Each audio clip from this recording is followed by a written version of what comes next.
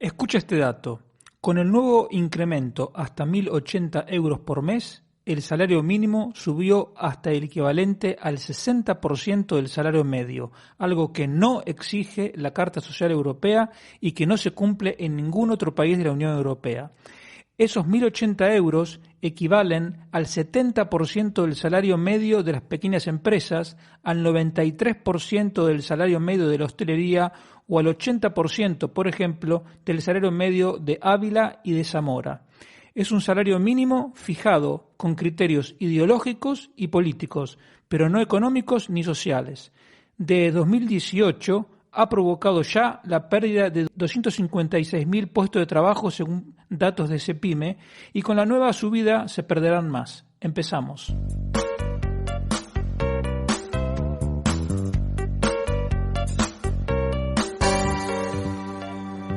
Economía Hoy, con Diego Barceló. Hola, bienvenido a esta nueva edición de Economía Hoy, como siempre con la ayuda fundamental de David en el control. Recuerda que puedes encontrarme en redes sociales, soy @DiegoBarceló, tanto en Twitter como en Instagram, y me encuentras como Barceló y Asociados en Telegram, YouTube, Facebook y LinkedIn. En el canal de Telegram Barceló y Asociados te puedes suscribir gratuitamente para recibir todos los artículos que publico. Como hoy, por ejemplo, hice otra vez doblete porque publiqué un artículo en OK Diario y otro en Libertad Digital y otro material. El primer punto que te quiero comentar tiene que ver con el tema del paro registrado de enero que se publicó el otro día. Ya hablamos hasta la saciedad de que la creación de empleo se viene ralentizando porque la economía está entrando a una etapa, ya entró en una etapa de mini crecimiento. Por eso quiero ahora centrarme en el aspecto del paro. El paro registrado, es decir, el paro en sentido estricto, que es lo que publica el gobierno y la cifra que comentan todos los medios de comunicación, bajó en enero hasta 2.910.000 personas. Eso es casi un 7% menos que hace un año. Pero si tenemos en cuenta todos los grupos de parados que el gobierno deja de lado, alcanzamos una definición global de paro que es de casi 3.700.000 personas. Y no solo eso, sino que además la reducción no es de casi el 7%, sino es de poco más del 2%. El problema es doble, porque por un lado hay más parados de los que dice el gobierno, porque el gobierno no está contando en esta metodología, que no es una metodología nueva, sino que viene de antes, no está contando 1 de cada 5 parados, y además el paro baja, sí, pero no baja el 7%, sino que baja el 2%. Tenemos en cuenta esto, son unos resultados que nos resultan mucho más acordes con la realidad económica que estamos viviendo. Te lo voy a explicar otra vez porque no es fácil entenderlo con una o dos explicaciones, porque incluso los que nos dedicamos a esto le hemos tenido que dedicar algunas horas hasta entenderlo bien. Los 2.910.000 son, como te digo, lo que se llaman parados registrados. Los parados son las personas que no trabajan, eso es obvio, pero que buscan empleo activamente, porque si una persona no trabaja pero no busca empleo, es inactivo, no es parado. Pero además hay un tercer punto en la definición de parado, que no trabaja, busca empleo activamente y además está disponible para trabajar. En el caso del paro registrado hay un cuarto requisito, que es que esté apuntado en las listas oficiales, porque si es un chico que nunca trabajó, que nunca se apuntó en la lista del paro, por más que busque empleo activamente nadie se va a enterar, entonces tampoco aparece. Digamos que esos casos son marginales. Cuando tomamos la definición estricta de parados, tenemos los 2.910.000. Pero ¿qué pasa? En primer lugar, ya entre estos 2.900.000 y pico hay casi 250.000 personas que no trabajaron nunca. Hasta ahí, normal, porque siempre hay un grupo de gente que busca su primer trabajo. El problema es que ese grupo de gente que no trabajó nunca ya ha crecido un 0,5% con relación a hace un año. Es decir, que para la gente que se suma al mercado de trabajo, está más difícil encontrar empleo, como lo demuestra el hecho, insisto, en que este colectivo creció 0,5, a pesar de que la reducción global del paro registrado bajó un 7, este grupo en particular aumentó un 0,5. Y esta es la primera señal de que hay un cambio de tendencia, y te voy a dar 3 señales. Y ya fuera del paro registrado, tenemos 290.000 personas que son parados, buscan empleo, pero tienen disponibilidad limitada. Entonces ahí es donde el gobierno aprovecha la definición estricta de parado y decir, usted no tiene una disponibilidad inmediata, porque usted está buscando, por ejemplo, únicamente teletrabajar, o está buscando un empleo a partir de dentro de 3 meses, o lo que fuese. Entonces no los cuenta en el paro registrado. Y ahí ya son 290.000. Por otra parte, hay otros 210.000, te hablo en números redondos, que el gobierno llama otros no ocupados. No están trabajando, están buscando empleo, pero ¿qué pasa? Buscan empleos, por ejemplo, de menos de 20 horas semanales, o están buscando empleo mientras hacen cursos de formación profesional. Entonces el gobierno, en este caso, está menos justificado, pero tampoco los cuenta. Si tú tienes en cuenta los parados con disponibilidad limitada y los parados que llaman otros no ocupados, ya tienes casi 500.000 personas. Y la segunda señal de cambio de tendencia es que estos dos grupos juntos han también crecido, son más que hace un año.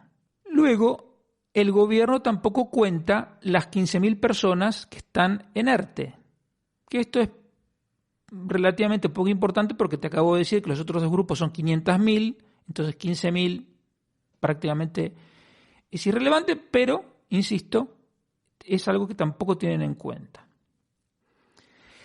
Y como ya hemos discutido más de una vez, el gobierno tampoco tiene en cuenta los fijos discontinuos que no están trabajando, es decir, que tienen su contrato fijo discontinuo en vigor, pero que no están trabajando y que están cobrando la prestación por desempleo.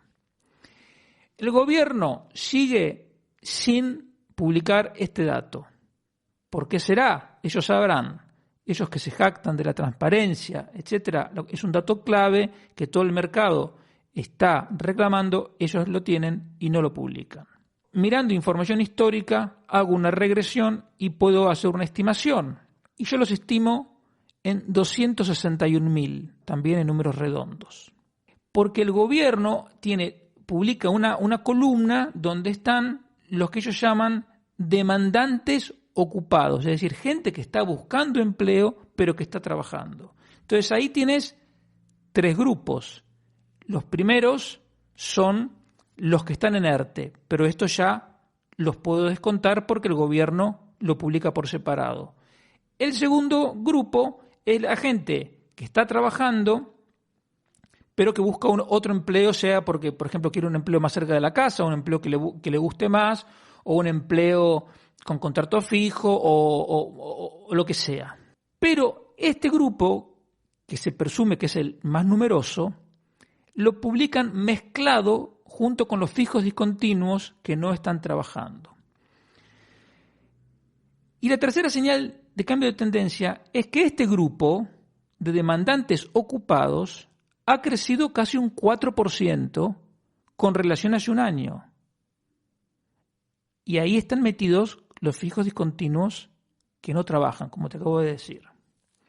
Entonces, si sumamos parados registrados, digamos, definición estricta, los 2.900.000 y pico, lo de disponibilidad limitada, los otros no ocupados, los que están en ERTE y los fijos discontinuos que no trabajan, llegamos a una cifra, que es la que te decía al principio, de casi 3.700.000 parados. Y esta cifra solo se redujo un 2% con respecto a hace un año. Si de por sí el contexto de mini crecimiento, que es en el mejor de los casos lo que le espera a la economía para 2023, ya nos permite anticipar que las perspectivas para el empleo, digamos, no son las mejores, tenemos el problema añadido que el gobierno ha tomado y sigue tomando decisiones que van exactamente en contra de lo que sería necesario para que la situación del empleo mejorara. Cuando lo indicado en estas circunstancias sería aliviar la carga tributaria, en especial a las empresas. ¿Para qué? Para alentar la inversión. ¿Y por qué? Porque si tú alientas la inversión, estás alentando la creación de empleo. Sin inversión por parte de las empresas, no hay creación de empleo. Entonces, cuando habría que hacer eso, lo que hace el gobierno es lo contrario. Tiene la presión tributaria en el máximo histórico, nunca se cobraron tantos impuestos como ahora en la historia de España, y es una historia muy larga, y además se aumenta el salario mínimo a un nivel completamente desproporcionado. Tenemos 3 señales de cambio de tendencia y un gobierno que hace lo opuesto a lo necesario. Parece evidente anticipar cuál va a ser el recorrido en los próximos meses del mercado de trabajo, pero seguro que el gobierno ahora le echará culpa a Putin, como en su momento Zapatero le echaba la culpa a Bush, y lo más triste y curioso es que va a haber más de uno que lo crea. El segundo punto que te quería comentar es el del salario mínimo. ¿Cuántas veces has oído decir a la ministra Yolanda Díaz, y no solamente a ella, la verdad, a un montón de gente, de todos los partidos prácticamente, decir que la Carta Social Europea exige que el salario mínimo equivalga al 60% del salario medio? Bueno, ese argumento es falso, pero no hace falta que me creas. Vete a internet, pones Carta Social Europea, lo más probable es que te aparezca la publicación en el boletín oficial. Si no es la primera, te va a aparecer entre las 2 o 3 primeras resultados de la búsqueda. Y una vez que tienes el texto, que es el texto de la aprobación de la Carta Social Europea con la firma del rey, etcétera, la publicación oficial, tú en el ordenador haces Control F. Entonces te aparece una pequeña celda donde tú puedes poner la palabra que buscas. Entonces tú puedes probar, pones 60 escrito en número, 60%, 60 escrito en palabras, 60% escrito todo en palabras, y te va a decir que no aparece. ¿De dónde sale eso de que el salario mínimo tiene que ser el 60% del salario medio porque lo exige la Carta Social Europea y todo el mundo replica como loros? Resulta que hay un Comité Europeo de Derechos Sociales que es el que controla que se cumpla el contenido de la Carta Social Europea. El contenido de la Carta Social Europea es genérico. De hecho, en el punto 4 habla de que los gobiernos deben asegurar salarios que aseguren un nivel de vida, que permitan un nivel de vida decoroso. Bien. Entonces, este comité interpreta que para alcanzar un nivel de vida decoroso es necesario que el salario mínimo sea equivalente al 60%, presta atención ahora, del salario mediano, no medio, mediano. Esto te puede parecer a ti una chorrada, pero la diferencia entre medio y mediano tiene una connotación muy específica cuando hablas de estadística. La media o el promedio es coger todos los salarios que se pagan en una economía y los divides. O sea, haces el promedio, los sumas todos y son 100.000 salarios, los sumas y lo divides por 100.000. Eso es el promedio. La mediana es otra cosa. La mediana tú ordenas de mayor a menor todos los salarios y el mediano es el que está exactamente en el medio. Es decir, es el salario donde se parte en mitades la cantidad de salarios que hay. Si son 100.000 salarios, es el salario que está en el puesto 50.000. Y esta diferencia, esto que te digo, no es simplemente por ser quisquilloso y que se hable en términos estadísticos precisos. No, porque resulta que el salario medio en España hoy es, en términos brutos, es de 1.805 euros. Pero el salario mediano ronda los 1.700. Por lo tanto, si tú hablas del 60% del salario medio, ya estás aumentando 6% más, incluso de lo que dice este comité, que por otra parte, yo siempre digo lo mismo. Escrivá justificó el ingreso mínimo vital, que me parece una aberración, porque lo exigía Europa. Esta mentira del 60% del salario medio que no está en la Carta Social Europea es que lo exige Europa. Y yo digo, ¿y nadie se acuerda en el gobierno que lo que sí exige Europa desde el primer día es que la deuda pública no supere el 60% del PIB o que el déficit fiscal no supere el 3% del PIB? Eso, se firmaron tratados específicamente para eso. Y resulta que un comité que vaya a saber quién integra, interpreta una carta genérica y estos le rinden pleitesía como si estuvieran ante los 10 mandamientos. Es una cosa, bueno, estos no cumplen ni los 10 mandamientos, pero es algo, te iba a decir increíble, si en realidad increíble no, tampoco es. El gobierno, digamos que se descuida y cambia medio por mediano y ya así implica que el 60% es más alto, porque una cosa es el 60% de 1.700 y otra cosa es el 60% de 1.800. O sea, hacen doblemente trampa. Una, porque no lo dice nadie lo del 60%, y segundo, porque toman como base la referencia que no corresponde. Que hay una respuesta de la patronal alemana que se llama Die Arbeitgeber, que dicen que esta es una interpretación inflexible y matemática de lo que significa un concepto de un nivel de vida decoroso. Porque dice, ¿cómo vamos? Digamos, el salario mínimo es una sola variable, pero nosotros no podemos determinar el nivel de vida decoroso de nadie a partir del salario mínimo, porque una cosa, digamos, no podemos determinar el nivel de vida, si es decoroso o no es decoroso, si no conocemos la composición del hogar, es decir, cuántos miembros tiene, qué edades tienen los miembros de ese hogar. Otra cosa es cuántos miembros de la familia trabajan o no trabajan, qué tipo de trabajo hacen, qué nivel de prestaciones sociales reciben, a qué servicios públicos gratuitos entre comillas, acceden. Entonces, en ese contexto, hablar del salario mínimo como la clave para definir el nivel de vida decoroso, como bien dice la patronal alemana, es ridículo. Y lo más importante, a mí lo que más me gusta de ese comunicado de junio pasado de la patronal alemana, es que le pide al gobierno alemán que no se meta, que no interfiera en la fijación del salario mínimo, porque debe dejarlo en manos exclusivas de la negociación entre los sindicatos y la patronal, porque tienen un conocimiento de la realidad laboral de primera mano que el gobierno no tiene. Aquí, lamentablemente, lo que ocurre es otra cosa.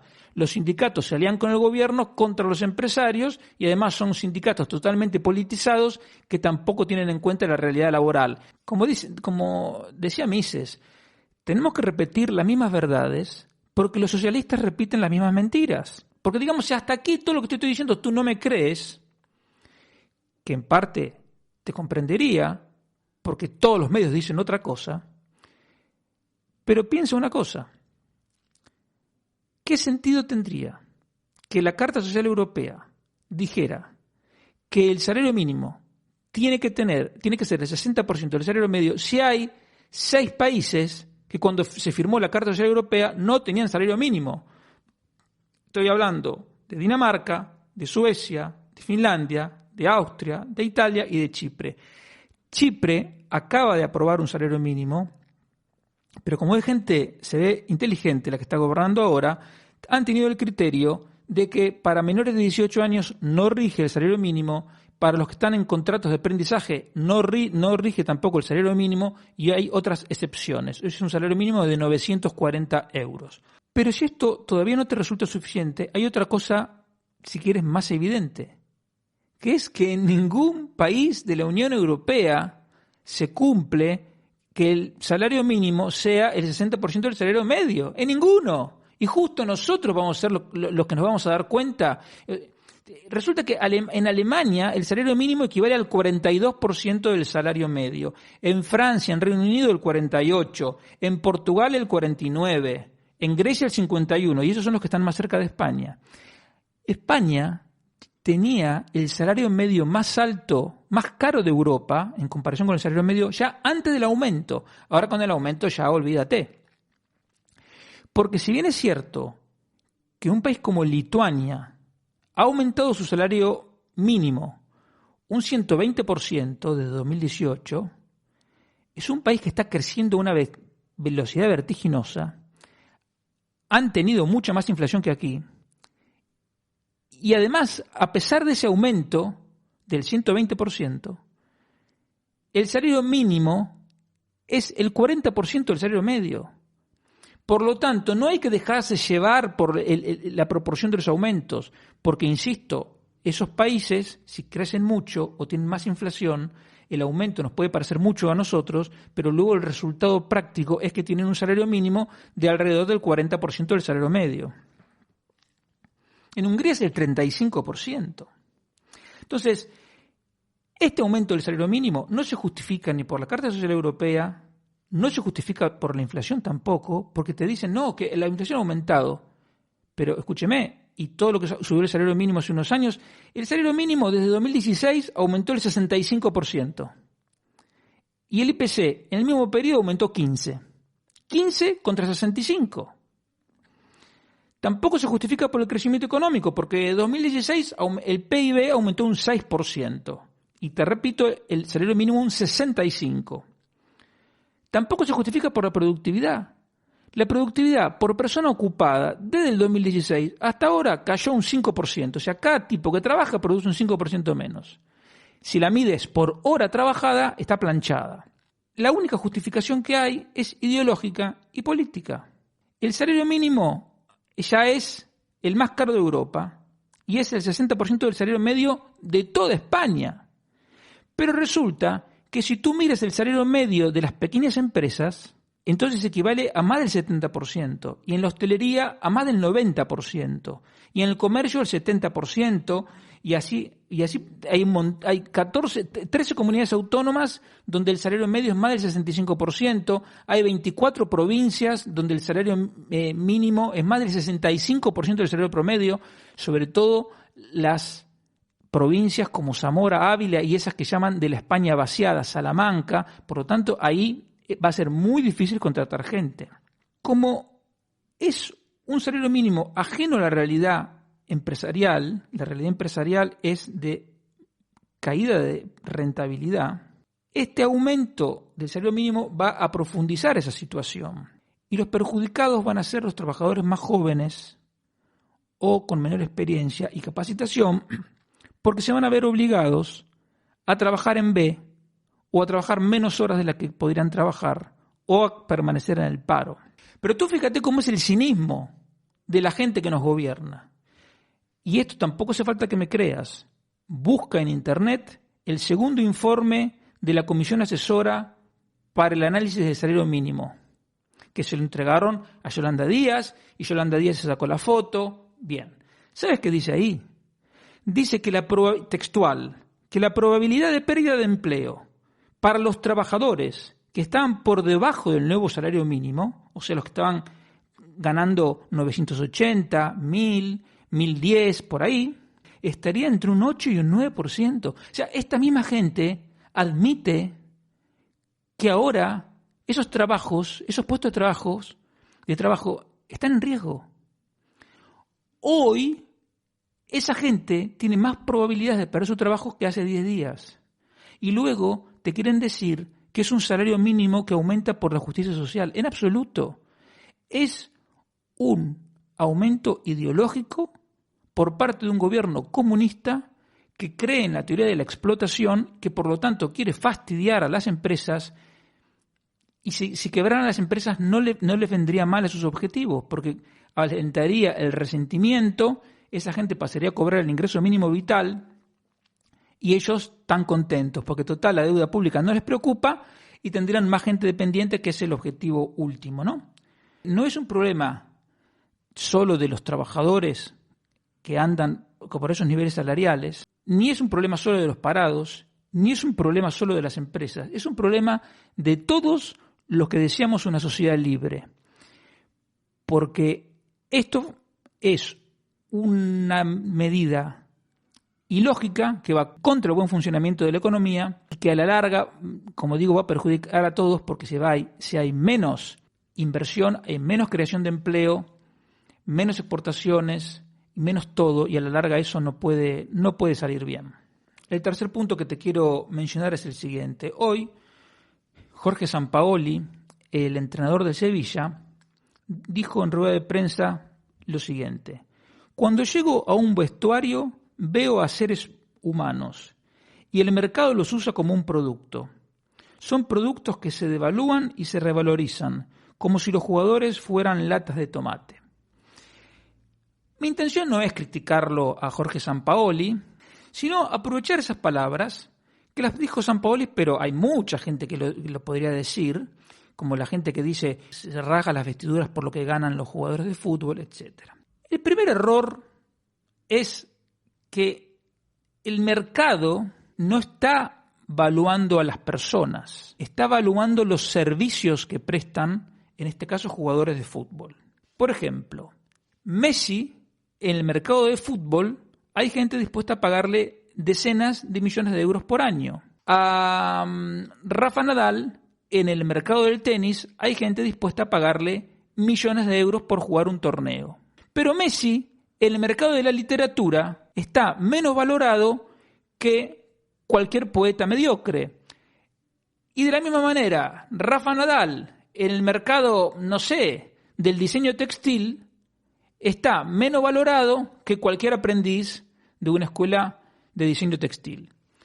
Por lo tanto, cuando dicen que a Messi le están pagando 50 millones de euros o lo que gane, no están valorando a Messi, están valorando su servicio futbolístico, porque, insisto, esa misma persona en otro mercado no está valorada porque él sabe hacer una cosa bien, de la misma forma que Rafa Nadal sabe hacer una cosa bien. En el resto son iguales o peores que los demás. Es verdad que ellos tienen una gran suerte, que es que su principal habilidad la tienen en algo que tiene mucha demanda. Y este es el otro punto importantísimo. El salario de Messi no lo fija el dueño del Paris Saint-Germain, como el salario de Benzema no lo fija Florentino Pérez.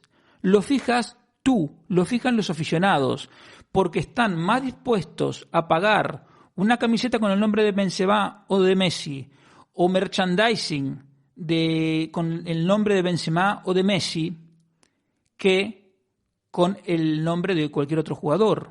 La gente está dispuesta a suscribirse al pago por visión en la televisión, o está dispuesta a pagar una entrada para ir al campo de fútbol si juega Messi o si juega Benzema, pero no si es otro partido.